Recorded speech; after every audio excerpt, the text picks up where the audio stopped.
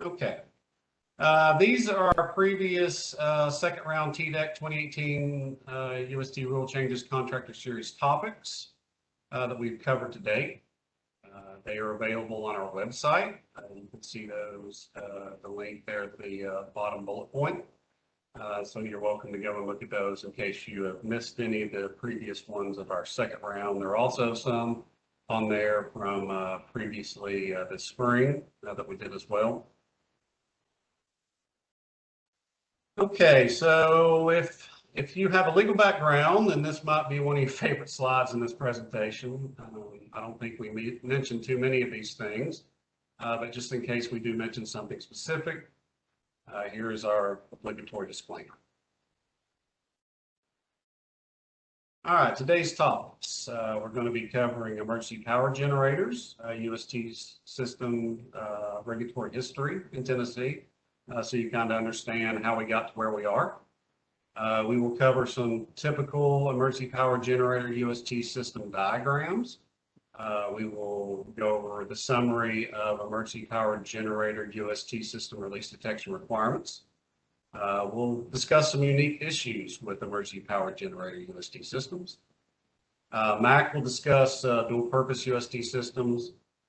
Then we will get back on to some other 2018 UST rule changes that will impact emergency power generator and dual purpose UST systems in case you're just tuning into this one and you haven't seen any of our previous presentations. And then we'll also go over some of the emergency power generator UST system guidance documents that are available to you. All right, our first topic today covers the history of emergency power generator UST system regulations in Tennessee.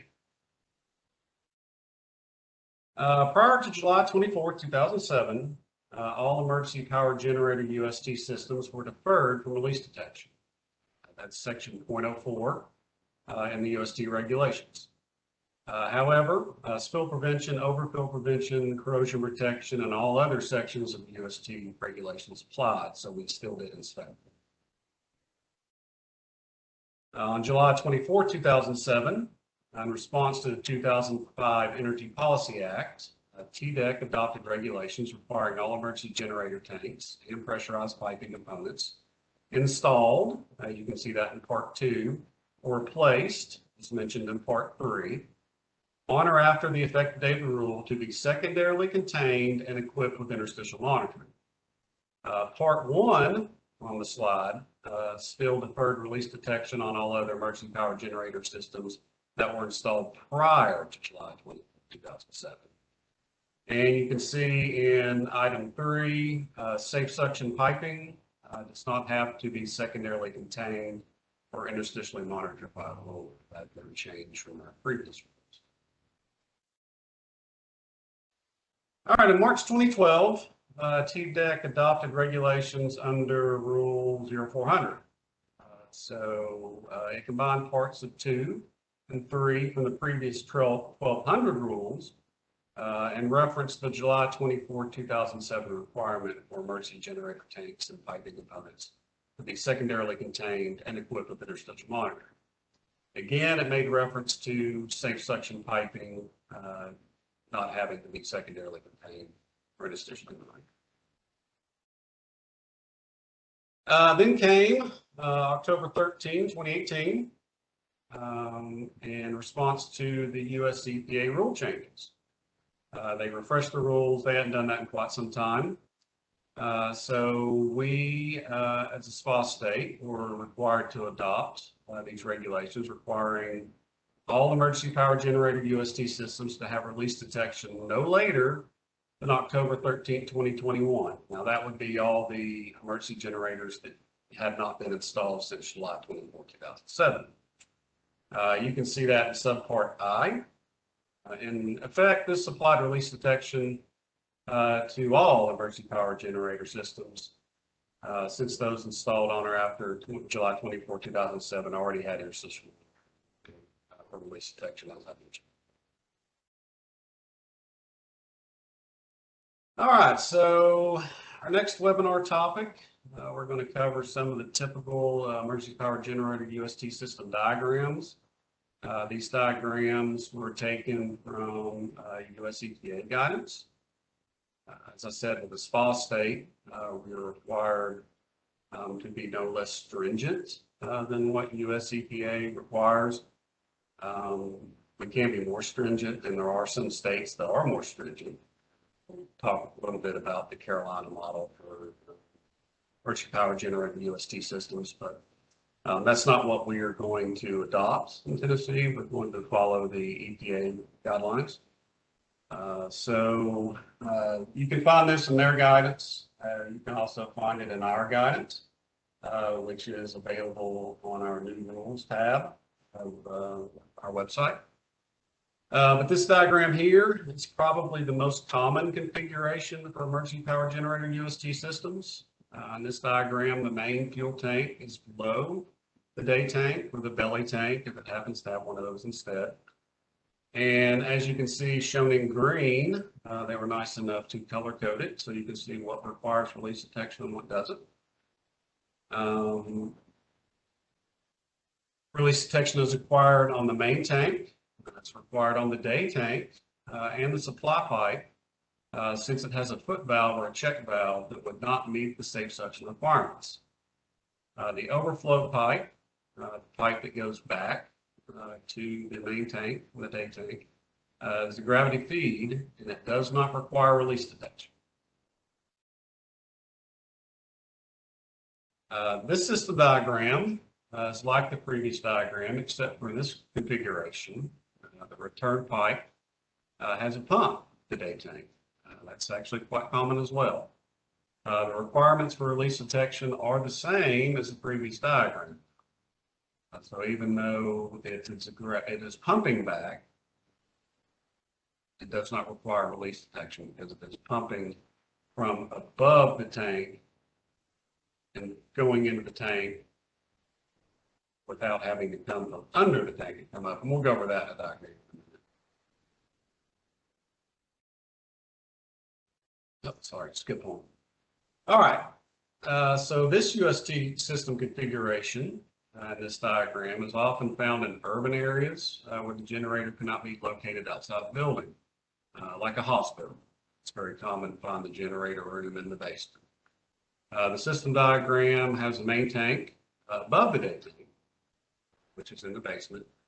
As you can see in green, the main tank, the day tank, and the supply pipe all require release detection. You will see highlighted in yellow that the return pipe has unrestricted flow back to the main tank and does not require release detection. You might notice that this diagram is missing an anti-siphon valve, which is often required by fire code and also required by a lot of our leak detector manufacturers in their installation diagrams. That is just so if there is a leak in the pipe, it does not siphon out the tank and cause the basement to fill up.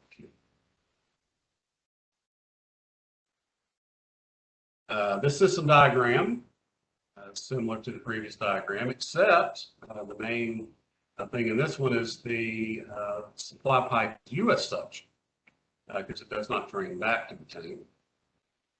And the return pipe does not flow back to the tank from above. So as you can see in green, the main tank, day tank, supply pipe, return pipe all require release detection. Also, they did not include an anti-siphon valve on this tank outlet, but it should be installed for a fire code.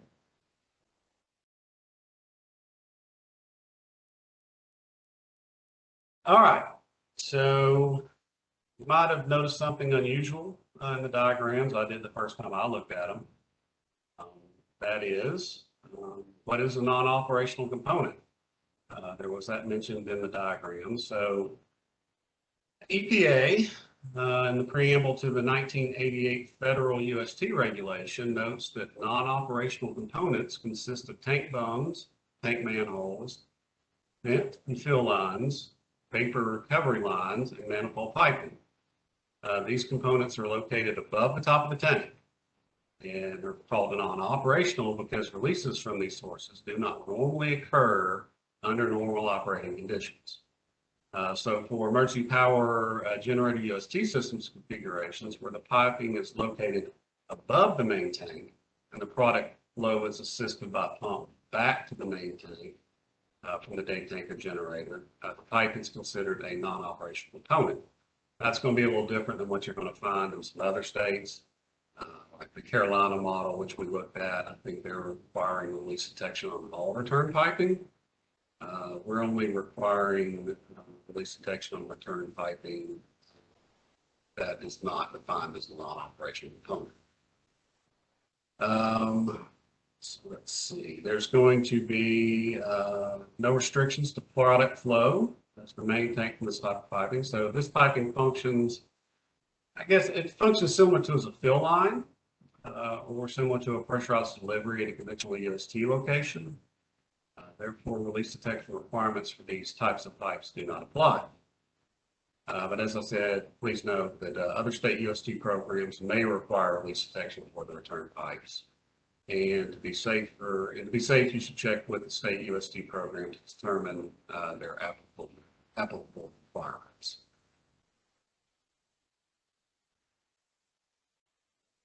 All right, another thing that you might have noticed in the diagrams is that day tanks and belly tanks were colored green for release detection. This is correct. Definition of UST includes any combination of tanks connected to the UST system of more than 10% of the UST system is beneath the surface of the ground. It does not differentiate if any other combination of tanks are above ground or underground. Therefore, the emergency power generator UST system includes day tanks and belly tanks. If you need further discussion on this and the term of non-operational components, that can be found at the US EPA Technical Compendium about the 2015 UST regulations. And their web address is on this slide. David, I do have a question. Okay. Let's see. This is from Russ Ellison. First two EPA diagrams show sumps that are shaded green, thus required to do release detection. He's asking that question. The shaded green. The sumps will be where the interstitial sensors will go for your piping. That's what most everybody's going to do for this type of piping. Let me go back to those slides real quick. Sure. And he also had the follow-up question, sump sensor required even for single walled systems. The sump sensor will be for a double wall system. As you can see here, on this one, for example, this will be covering the pipe going here back to the foot tank. So you'll have a sensor here in this sump. You'll have a sensor here in this sump. The sump on top of the tank, well, I guess maybe. Can you see my pointer? No, your pointer doesn't show up. Doesn't show up, okay. So the sump on top of the tank would have a sensor, and then this underground to above ground transition would have a sensor. I'm going to unmute Russ just to see if he has any follow-up questions. Russ, can you should be able to talk now. It's all good. I appreciate it. Okay, all right. Well, great. Thanks for the question. Go back. Thank you, David.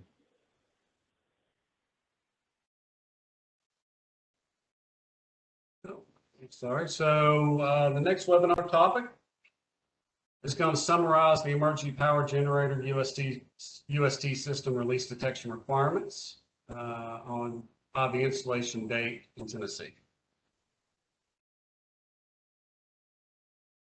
All right, so prior to July 4th of 2007, which you can see in this first column, the main tanks would be eligible for these release detection methods. That's statistical inventory reconciliation, You could use automatic tank gauge, or you could use interstitial monitoring. Those are all pretty straightforward, very common in the industry. Not a whole lot discussed there. Now, with the day tanks and the belly tanks, you could also use statistical inventory reconciliation, or you could use an automatic tank gauge, or there is the interstitial monitoring, secondarily containing day tank. If you don't have a secondarily contained day tank, you could do a visual observation, and that would be part of your monthly walkthrough inspection. Now, going back to the first two, the statistical inventory reconciliation and the ATG, when you're doing it on the day tank or the belly tank, it gets a little more problematic. With SIR, we talked to a few SIR vendors, and they say that the inventory in the tank and the day tank have to be collected at the same time. With the ATG, depending on what type of tank you have, some of the probes, I think the smallest one they has 24 inches, so you're definitely going to be limited on belly tanks. Day tanks might be a little problematic or less problematic. But on those two particular release detection methods, you really need to get with the release detection vendors or equipment manufacturers and make sure that you can use them. If you can't use them and it's a double wall system, like I said, interstitial monitoring works great on emergency generators, or if it's installed prior to July 4, 2007, we have discussed using the visual option. And EPA allows that there, got us done. Once you go into pressurized piping, pressurized piping, of course, has to have an automatic line leak detector. So you'll have to have one of those. You could do an annual line tightness test, or if you're doing a monthly monitoring method like SIR or interstitial monitoring, you could use that as well. David, I do have another question. Okay, sure. I have from Alicia Meadows. She asked, isn't SIR pretty much a moot point since most EPG tanks have no way to meter the product coming out of the tank? Well, she's right. That is another issue. When I talk with some SIR vendors, they would need to know what is being burnt. So you'd have to meter that, and then you'd also have to meter what's being returned. That's what they told me. Can that be done? I don't know. Conceptually, it can be done. Can it practically be done, though? I'm not sure. That's something that you'd have to talk with the SIR vendor to see if you can supply them with that data. But she is correct. It is very difficult to meter. Not only with the typical SIR system, you're just metering what's being dispensed. But with an emergency power generator system, you're having to meter what's being sent, burnt, and then returned. Alicia, I've unmuted you. Did that answer your question? Yes, it did. Thank you. Okay, great. Great observation. Thanks for the question. Yeah, that is very good. All right, so moving on to US suction piping. That is piping that's going to have a foot valve in the tank. You're going to have to do line tightness testing every 3 years. That's really the only thing you can do with that. Then with the safe suction piping, as I mentioned in the previous slide, there is no release detection requirement. So moving on to the second column, which I discussed earlier, was the July 24th, 2007 requirement. You can see everything's pretty much interstitial monitoring.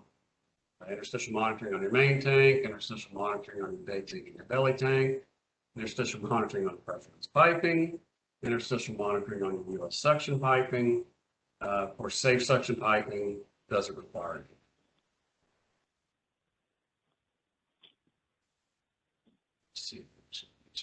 Check my notes, make sure I covered everything. I think I did. Yep, I think I did. All right. So the division does realize that it might be difficult to determine the appropriate method of release detection for each emergency power generator UST system configuration. These things they're not cookie cutter like a typical UST system. They're more like a marina UST system. They're all different. The equipment's all located in different areas. You have pipe that goes underground, above ground, sometimes back underground. You have pipe that runs along the ceiling of the generator room. Sometimes it runs along the floor of the generator room. Believe it or not, that makes a difference. But we do plan to have the emergency generator and police subcommittee members conduct compliance system inspections along with the routine compliance inspection. This will be after the October 13th, 2021 date. And we can help the owners and operators and contractors try to figure out what the appropriate method for release detection is going to be for each system component and come up with a plan for implementation.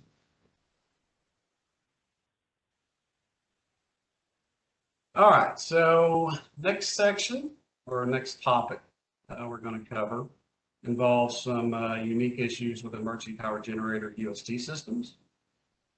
We'll start with the safe suction pipe verification. So once installed and covered, it's often difficult to determine if a suction pipe contains a check valve or a foot valve of the tank.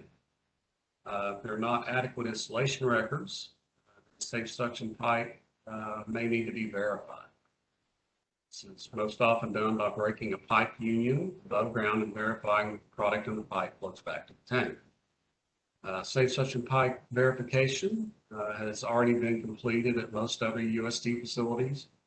But now that we have to have release detection on these emergency generators, we'll now be commencing to do that at those facilities.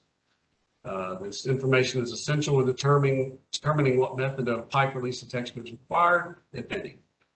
So we might be asking for the contractors to provide verification of safe suction pipe. Another issue that came up, and I wasn't really aware of this before EPA put out their guidance documents, but there is something that you have to do with UST systems if they are a level 1 emergency power generator. And it has to do with the installation of automatically actuated valves. So NFPA 110.4.41 states level 1 systems are those installed where failure of the equipment could result in the loss of human life or serious injury. This could include emergency power generator UST systems for hospitals, nursing homes, life safety illumination, public safety, communication systems, fire pumps, and many other things, really. So NFPA 110.7.9.13 states that automatically actuated valves are not permitted on level 1 systems. But also on the slide, you can see that NFPA 110.5.6.3.2 states that solenoid valves may be used if they have a manual operator or a manual bypass valve. For UST system regulatory purposes, NFPA agreed that solenoid valves are allowed under section 5.6.3.2, but they must have a manual or non-electric operator or manual bypass valve. Now, the solenoid valves generally in an emergency power generator system be located at the underground to above ground transition. And their purpose is going to be to isolate the underground piping from the thermal impacts of the above ground piping. Okay. Just out in the field, I don't see a whole lot of that. So I'm not quite certain how necessary it is if you have an underground pipe going into an above ground controlled environment, like a generator room. There may not be as much thermal impact. You have underground pipe going out to a generator that's sitting outside a building, there might be significant thermal impact. So that's just something that as a contractor, you're going to have to figure out whether you're going to need that isolation or not. But if you do, and it's a level 1 facility, It has to have a non-electric operator manual.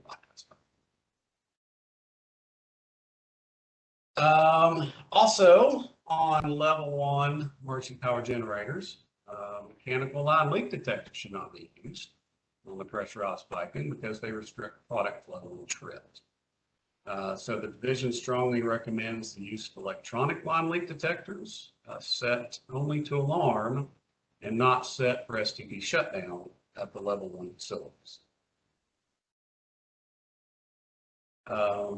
Also with level 1 facilities, one thing that I guess we're going to have to request of contractors is to get with the person designing the emergency power generator system, because they're going to be designed and whether they are a level 1 or level 2 generator system. You can also get with the local fire people and help make the determination of whether that's level 1 or level 2. But being that it's fire code, we do have rules that, well, essentially our rules are going to say that it must be installed in accordance with manufacturer requirement. The manufacturer requirements always, if you, as a contractor, I think most of the people here are contractors. If you look at the first couple pages, the manufacturers are going to have references to how it should be installed in accordance with those instructions. It should be installed in accordance with fire code. It should be installed in accordance with the local authorities requirements, the state that you're installing. So since it references those fire codes, we're really going to need to know how the system is designed and what the fire officials are requiring of that facility as far as, the leak detector, whether it needs to be there, the solenoids, whether they need to be there. And then that's something that we'll have to look at as you're installing it. Now, if you're looking at these systems that have already been installed and trying to figure it out, then that's something we're probably going to have to address on an individual basis on each one. Like I said, they're all a little different.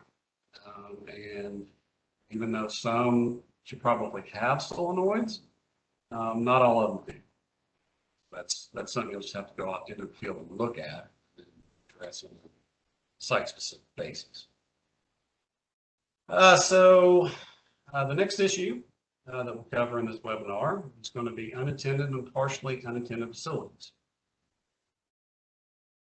By rule, we do have this in the Tennessee regulations. Unattended facilities must have a Class B operator respond to all emergencies and alarms from the emergency power generator UST system. Partially unattended facilities, those are where there'll be somebody on site during the day, but nobody on site in the evenings or overnight. They have to follow the normal Class C operator requirements when the facility is attended. However, the Class B operator must respond when the facility is not attended. So as a contractor, you really don't have a whole lot to do with the Class A and Class B operator, but that is something that you do need to pass on to your owners and operators of these emergency power generator systems, because most of them are not in the UST business, and they're not very familiar with our regulations, so they need assistance from both contractors and from us as regulators. So I've always enjoyed philosophical discussions at work, and I guess this here is a philosophical question I'm sure most of you are familiar with. If a tree falls in the forest and nobody's around to hear it, does it make a sound? Don't want to get too off topic, but the falling tree question is pertinent to discussing the unattended and partially unattended emergency power generator facilities. If the UST system alarms and the operator is not around to hear it, does the alarm make a sound? Well, it should, and the UST operator should immediately respond to the alarm as required. As such, the division recommends an auto dialer or similar device to notify the Class B operator of alarms when the facility is unattended, or to even notify the Class C operator of alarms when the monitoring console is not located in their primary work area. As you know, most of these consoles are located in the generator rooms. Oftentimes the generator rooms are in the basement, or even in another building from where the person responsible for them is going to work. So they do need some way to know when the system goes into work. That's something that as the contractors, you can help them put in the proper way. All right, our next topic, kind of unique issues with emergency power generator systems. It's going to be line leak detectors for pressurized pipe. Okay, so some pumps and pipes will not allow automatic line leak detectors to easily be installed. These are going to be your return pipes coming from the day tanks and the belly tanks. Only they're smaller diameter. Pumps don't have a port for a leak detector. But pressurized pipe requires automatic line leak detectors to be installed and to be in compliance with UST regulations. So what do? There's a process in development for pumps and piping not designed for automatic line leak detectors. It is called Automated Interstitial Monitoring, or AIM. And it monitors or will be able to monitor pressure, vacuum, or liquid levels, or use liquid detecting sensors and containment zones. Now, it will be able to meet the automatic line leak detector and monthly monitoring requirements for pressurized piping. This is a concession that EPA gave previously.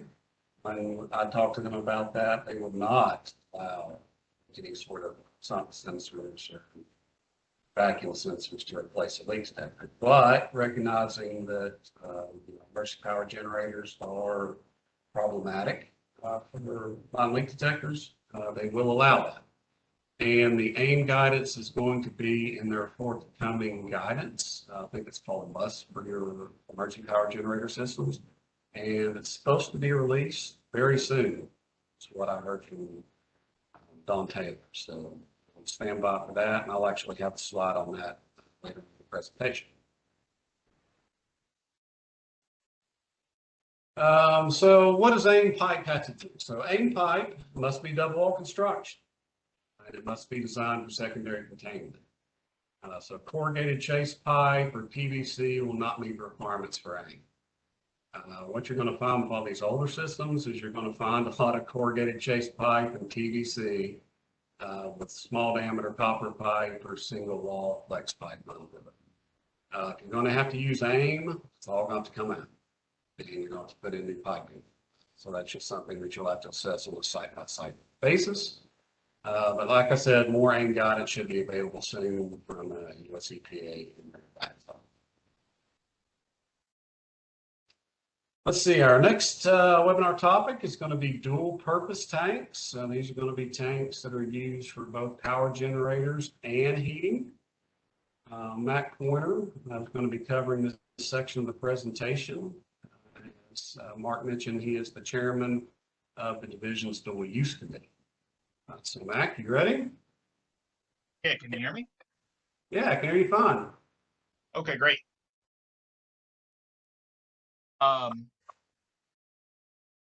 So I'm going to be switching gears just a little bit and covering dual purpose tanks. Dual purpose tanks are a tank which is permanently installed heating equipment, so a heating oil tank, and is used for an emergency power generator. The primary function of these tanks is usually a heating oil tank, and determining their regulated status is they may be exempt from UST regulations of petroleum product listed in the definition of heating oil. That is number 1, 2, number 4, light, heavy, number 5, light, 5, heavy, and number 6, technical or other residential, and any substitute for one of those fuels and used in the operation of that heating oil, boiler, furnace. It also has to be used on the premises where it's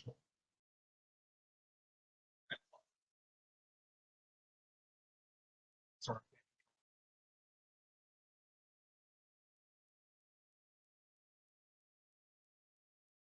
Mac, your audio is cut out. Can you hear me? I can hear you now. Okay. In late 2017, the EPA notified the Division of Underground Storage Tanks that diesel is no longer considered a substitute. So many of the tanks that were initially deferred and exempt from regulatory requirements would now be required. Type of fuel used and where it is consumed are the two main factors in determining the regulated status of these tanks.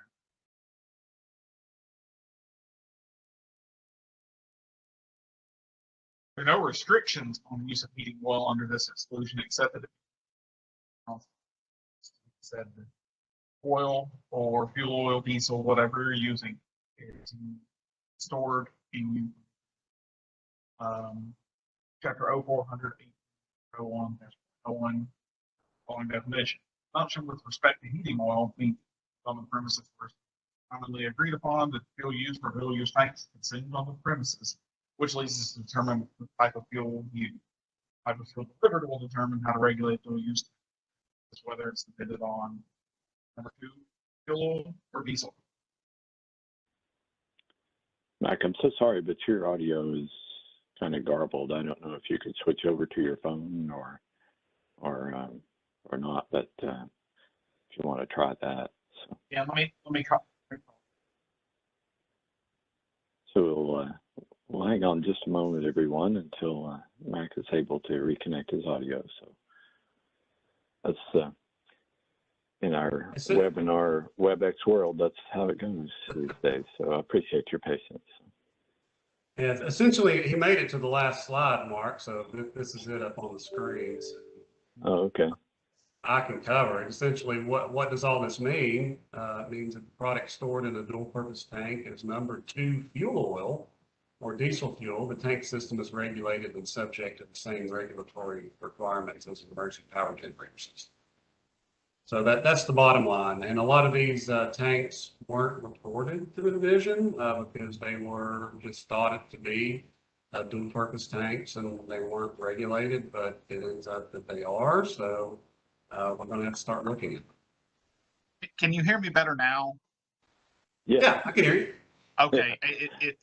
The microphone on my tablet may not be the greatest, and I apologize. And David's right. These things were previously deferred because, again, the primary function of these tanks is typically heating oil. But in 2017, EPA told us that we can categorically exclude all these tanks. So we're looking at them now. And I, like Mark mentioned previously, am on a committee and lead a committee on these tanks. And I'm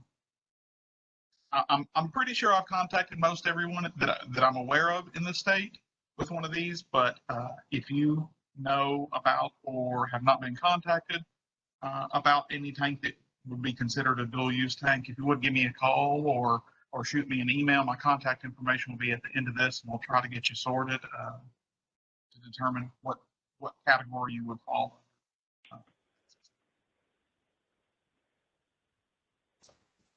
All right. Thanks, Mac. Thank you.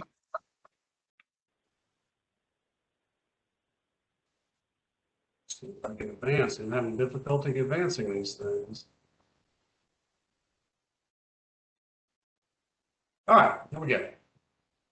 So our final topic for today is going to be a quick summary of the other October 13, 2018 UST rule changes that will impact emergency power generator and regulated dual-purpose UST systems.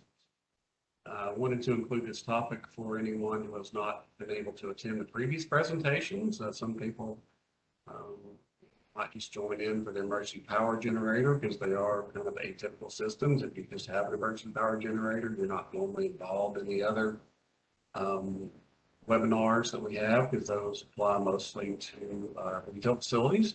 So emergency power generators are what we call an atypical UST system. But there are some things that were also in the rule that you're going to have to do that's really other than release detection. It's those other items that we inspected previously when you didn't have to have release detection, like the spill, the overflow. So I wanted to include that in here just in case we had some people that had seen that stuff before, so you won't be blindsided. And you'll be able to pass that on to people that or owning and operating these emergency power generator systems. So the first thing I'd like to mention is that spill prevention and overfill prevention will need to be tested every 3 years. This applies to new UST systems that were installed on or after 2018 at the installation.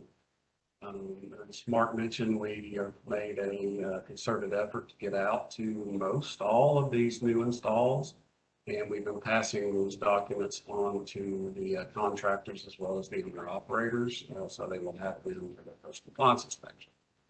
The ones that were installed prior to that, they're going to have this done by October 13, 2021. If you've looked at your calendars recently, that's not very far away. So hopefully most everybody has this on the calendar. If not, if you're a contractor and you help service some of these systems, emergency power generator systems, you might want to be giving the owners and operators a call. Another rule change, if using interstitial monitoring for pipe release detection, that's going to be systems that were put in after July 24, 2007, or possibly some that were put in previously and they just elected to do interstitial monitoring as their method of monthly release detection. Those containment sumps must be tested at least once every 3 years. So, like I said, again, this applies to all the UST systems installed after October 13, 2018, and all those systems installed after July 24, 2007, and they have to be doing interstitial monitoring, but you'll have to start testing the sumps if they meet those requirements. But I do have another question real quick. Sure. Lisa Meadows asked, you mentioned that in 2017, EPA stated that diesel may no longer be used as a substitute for heating oil. Did EPA put this on the compendium, or do you have a document available from your website stating this? That's probably more of a Matt question, or maybe even a Don Taylor or a question for you, because I'm not quite sure how we came to that, so I'll have to defer. I can't answer that question, and Matt can too, but well, since Matt's the presenter, go ahead, Matt. If he's able to reconnect. Are you there? Can you hear me again? Yes. Yeah, we received a letter, and I'm not sure, Mark, you may be able to answer this, if it was during our state program approval that they responded back with this. That's correct. We do have a memo that we can share with you, and glad to provide that to you. But it was a decision the EPA made regarding our program and the substitute, the previous substitute of diesel. So I don't know if it's there's something more out there on EPA's website, but that's where we got our quote unquote marching orders. So. Yeah, I think that's my understanding as well, that it was sent to us in a letter from EPA during 2017, and we do have a memo that, like Mark said, we should be able to share with you. Alicia, I unmuted you. We'll take care of that. So. All right. Thank you. Thanks for the help. All right, so what I mentioned earlier, there is going to be monthly and annual walkthrough inspections. They're going to be required for all UST systems, both your retail systems and your emergency power generator systems. Those are all going to be starting October 13th, 2021. So that is something that, being that these emergency power generator operators generally aren't all that involved in the fueling systems. They're involved in the maintenance of the entire facility. That's something as a contractor that you might be able to provide assistance with. So something we can contact them about as well. All right. So what's required with the walkthroughs? These are the monthly walkthrough requirements. Many emergency power generator UST systems do not receive fuel monthly. In those cases, the spill prevention equipment may be checked and documented after each fuel delivery. So you don't have to go out there every month if they're only receiving fuel every few months. These are the annual walkthrough requirements, checking containment sumps, and also looking at our handheld leak detection equipment. Since we don't have groundwater monitoring here in the state, or vapor monitoring, essentially that's just going to be take gauge sticks. So they do have to look at those annually, make sure the buttons are on the end, that all the measuring marks are legible. All right, so another rule change is going to be electronic and mechanical release detection equipment testing. This is going to be an annual requirement. This is going to include the automatic tank gauge, probe, sensors, and the automatic leak detector, which is common having to check it in. Tennessee does not normally see vacuum or pressure gauges, if you see down there in the last item. But we don't see them permanently installed, but it's common in some other states. If you're from another state, they might have them with vacuum pumps and pressure gauges. All right, so this here applies to the UST systems installed on or after October 13, 2018, that install. So if you've had something put in since the fall of 18, you should already be doing these, and probably have already been asked for these. If not, the one that was put in prior to that date, will all be required by October 13, 2020. All right, these are the guidance documents that I mentioned we were going to provide. So if you're interested in more emergency power generator guidance documents, this is the UST EPA document that's coming soon. They've been working on it. I think it's pretty close. Like I said, Don, I think somebody, maybe it was Mac that said he talked to Don, and Don said it should be out next couple of weeks. Hopefully it will get out before the implementation date. That would help greatly for the contractors to have. This is what it's going to look like. I would look on their website. We possibly will even link to it off our website if we get a chance to. But it is coming, so I'll be looking for it. Also, this is our guidance. As I said, emergency power generator systems are atypical. They're not, your routine retail facility. So that's why they got put in this section. It's section 2.2 of our standardized inspection manual. So if you want to look at some of our guidance, you can go look there, and it is available on the division's website. Have the division's website link to some of the previous slides, so you can go back and look at that. Also, this is the PEI document. It's going to be RP 1400. That's put out in 2014. I think that's the most recent edition. It's a great document. It's by Petroleum Equipment Institute. As a contractor, you're probably very familiar with Petroleum Equipment Institute. So if you're installing or servicing or looking, at equipment for UST emergency power generator systems, this is document to reference first. So you can get a copy. I think if you're a member, they're discounted. If you're not a member, you have to pay full freight. But it's a document worth having if you're working with emergency power generator systems. All right, some other resources and outreach that I wanted to mention. You can go to our UST webpage. I normally just tell you to Google TDEC UST, and it takes you right to it. Click on the first listing. The new rules link is in the top center icon. This is a link to it here. Also, as Mark mentioned earlier, we do have a monthly newsletter.